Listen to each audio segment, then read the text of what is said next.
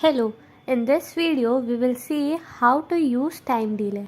So time delay is basically used for many reasons. One of them is when we want to make our conversation look like it is done by a human instead of a bot.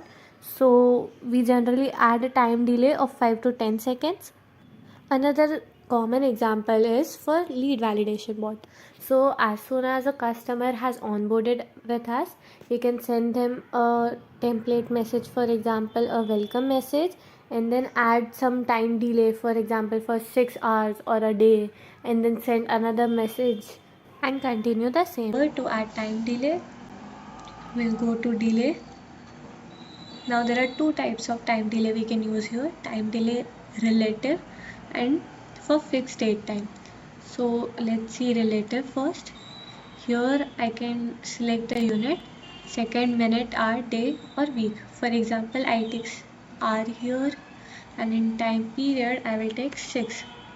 So save this. Now here I can add a text message block here.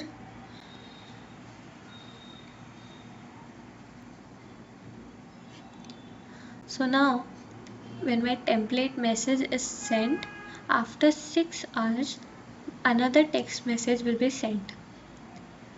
Now let's see the other type of delay, which was fixed date time.